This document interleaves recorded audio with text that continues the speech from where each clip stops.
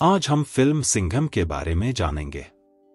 सिंघम 2011 की भारतीय हिंदी भाषा की एक्शन फिल्म है जिसका निर्देशन रोहित शेट्टी ने किया है और इसका निर्माण रिलायंस एंटरटेनमेंट ने किया है।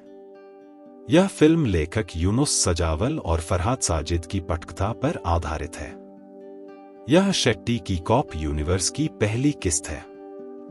हरी द्वारा 2010 में इसी नाम से बनी तमिल फिल्म की रीमेक। इस फिल्म में अजय देवगन मुख्य भूमिका में हैं, जिसमें उन्होंने बाजीराव सिंघम नामक एक पुलिस अधिकारी की भूमिका निभाई है।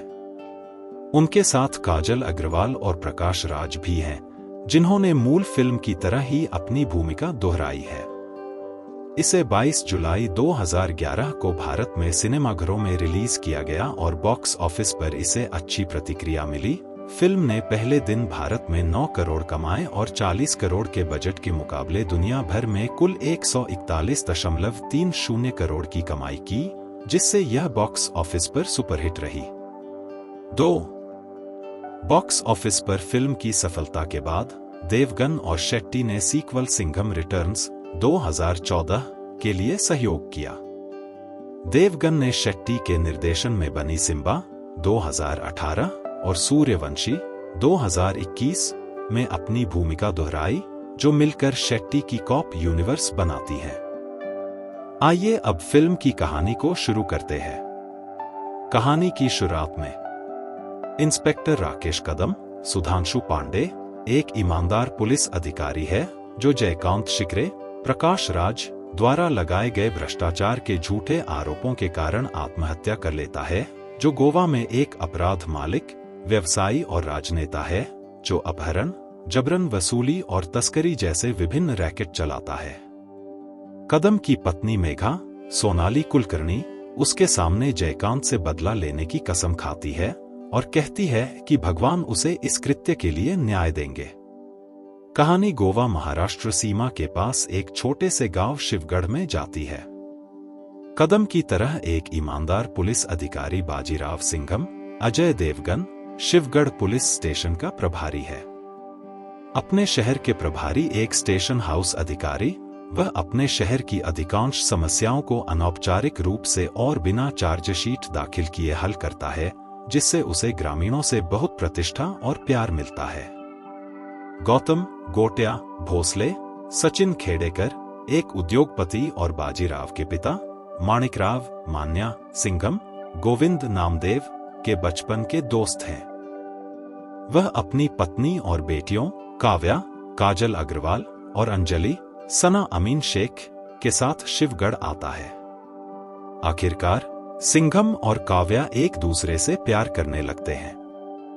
उनका प्रेम प्रसंग हास्यपूर्ण घटनाओं की एक श्रृंखला के माध्यम से घटित होता है, जहां वह शुरू में उससे नफरत करती है, क्योंकि जब वह भूत के रूप में प्रच्छन्न ग्रामीणों को डराते हुए पकड़ी जाती है तो वह उसे कसकर थप्पड़ मारता है, लेकिन फिर उसका हृदय परिवर्तन हो जाता है जब वह उसके ईमानदार और सरल स्वभाव को देखती है और पाती है कि वह अपने व्यवहार के लिए माफी मांगना चाहता है। सब कुछ ठीक चल रहा होता है, लेकिन जयकांत को, जिसे एक हत्या के लिए सशर्त जमानत दी गई है, जमानत पर हस्ताक्षर करने के लिए शिवगढ़ जाना पड़ता है। अपने शीर्ष सहयोगी शिवा नाइक, अशोक समर्थ की सिफारिश पर काम करते हुए वह अपने एक सहयोगी विट्ठल दलवी और उसके आदमियों को औपचारिकताएं पूरी करने के लिए भेज देता है, जिससे सिंघम को बहुत गुस्सा आता है, जो जयकांत से अगले 4 घंटों के भीतर जमानत पर हस्ताक्षर करने की मांग करता है। क्रोधित जयकांत सिंघम का सामना करने के लिए शिवगढ़ पहुंचता है, लेकिन सिंघम के खिलाफ उसकी टिप्पणियों को सुनने के बाद गांव वाले उसे खत्म करने की धमकी देते हैं। सार्वजनिक शक्ति के नाटकीय प्रदर्शन में उसके काफिले के वाहनों को नुकसान पहुंचाते हैं। सिंघम अपने सहायक रमेश केलकर से जयकांत के रिकॉर्ड वाला रजिस्टर लाने को कहता है। रजिस्टर पर जयकांत के बाएं हाथ का अंगूठा लगवाता है और उसे शेष 14 दिनों तक जमानत पर हस्ताक्षर करते रहने की चेतावनी देता है, जबकि अपमानित जयकांत सिंघम के साहस से भयभीत होकर देखता है और विरोध के संकेत के रूप में पैदल ही गांव छोड़ देता है, पहियों पर यात्रा करने से इनकार कर देता है। हाईवे पर जब वह एक जगह रुकता है तो उसे अपना अपमान याद आता है। एक स्रोत के माध्यम से शिवा से सिंघम की पृष्ठभूमि के बारे में पता चलता है और अपने राजनीतिक संपर्कों का उपयोग करके बदला लेने के लिए सिंघम को गोवा स्थानांतरित करवा देता है। सिंघम अपने तबादले के पीछे जयकांत के हाथ से अनजान गोवा के कोलवा पुलिस स्टेशन में प्रभारी के रूप में शामिल होता है। जब पहले ही दिन उसका सामना जयकांत से होता है, जो सिंघम को उसका असली रंग दिखाता है और यह बताकर उसे डराने की कोशिश करता है कि कैसे उसके पहले के अधिकारी ने आत्महत्या कर ली, सिंघम को चेतावनी देता है कि वह उसे अंतहीन परेशान करने के लिए तैयार है।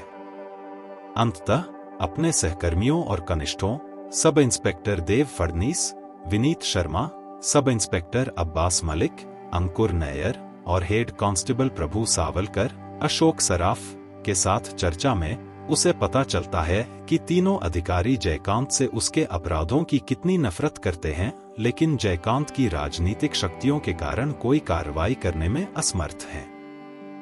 डीएसपी सत्यम पाटकर, मुरली शर्मा, सिंघम का सीनियर, जयकांत के वेतन पर है। सिंघम सहकर्मियों और मेघा से कदम की त्रासदी के बारे में जानने और जो कुछ उसने पहले ही देखा था उससे संकेत लेते हुए इसे डीजीपी विक्रम पवार, प्रदीप वेलकर के ध्यान में लाने की कोशिश करता है, लेकिन इसका कोई फायदा नहीं होता क्योंकि जयकांत और पाटकर के खिलाफ कोई सबूत नहीं है।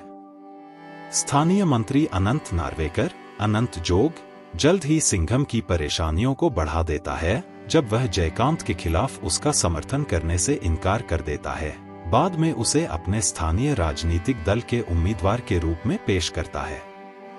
जयकांत द्वारा पराजित और मानसिक रूप से प्रताड़ित महसूस करने वाला चिंतित सिंघम पहले घर लौटने पर विचार करता है, लेकिन काव्या द्वारा रोक दिया जाता है, जो उसे बुराई के खिलाफ लड़ने और कायरों की तरह नहीं भागने के लिए प्रोत्साहित करती है। उस समय जयकांत के कुछ गुर्गे उस पर हमला करते हैं। सिंघम फिर शिवा को शराब की अवैध तस्करी के एक फर्जी मामले में गिरफ्तार कर लेता है। उसे गुंडों के खिलाफ एफआईआर फाड़ने के लिए फंसाता है जिन्हें वह छुड़ाने आया था, और अधिकारियों को याद दिलाता है कि शिवा ने जयकांत के आदेश पर कदम की जीप में नकदी के बंडल रखे थे। बाद में वह जनता के सामने पाटकर को नाकाम कर देता है। जब पाटकर जयकांत के प्रति अपने कर्तव्यों से बंधे हुए शिवा को बचाने की कोशिश करता है। जयकांत काव्या के जन्मदिन पर फिरौती के लिए काव्या की छोटी बहन अंजलि का अपहरण कर लेता है। उसे बचाते हुए सिंघम सफलतापूर्वक अपहरण रैकेट की उत्पत्ति जयकांत तक पहुंचाता है। गुस्से में अपनी टीम के साथ नार्वेकर का सामना करता है, लेकिन उसे गिरफ्तार करने में असमर्थ होता है क्योंकि वह चुनाव जीत जाता है और गोवा सरकार का मंत्री बनने वाला होता है।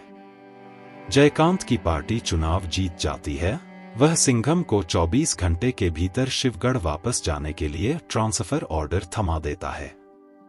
उस रात अधिकारियों और उनके परिवारों के लिए आयोजित एक पुलिस समारोह में सिंघम अधिकारियों, विशेष रूप से पवार और पाटकर से अपने कर्तव्यों का पालन न करने और जयकांत की रक्षा करके अपने पेशे के प्रति बेईमानी और विश्वासघात करने के लिए भिड़ जाता है। पहले तो पाटकर सिंघम को डांटता है, लेकिन अपराध बोध से भरे फडनीस, अब्बास और सावलकर सिंघम को जयकांत से लड़ने में मदद करने का फैसला करते हैं। जल्द ही उसके साथ पूरी गोवा पुलिस फोर्स शामिल हो जाती है, जिसमें पवार भी उसका समर्थन करता है, और वे सभी जयकांत को मारने के लिए उसके घर पर हमला करते हैं, जिसमें पाटकर खुद को सिंघम का समर्थन करने वाला बताता है। जयकांत आखिरकार भाग जाता है, लेकिन शहर से भागने के बाद अगली सुबह उसे पुलिस द्वारा गिरफ्तार कर लिया जाता है। वे उसे पुलिस स्टेशन ले आते हैं और कदम की कुर्सी पर उसे गोली मार देते हैं, और टकराव के कुछ ही पल बाद शिवा को अपना बयान बदलने की धमकी देते हैं। एक मीडिया सम्मेलन में जयकांत और नार्वेकर को दोषी साबित करते हुए पवार और सिंघम ने दिवंगत कदम को सभी भ्रष्टाचार के आरोपों से मुक्त कर दिया। फिल्म का अंत सिंघम और अन्य पुलिस अधिकारियों द्वारा मेघा को सलामी देने के साथ होता है।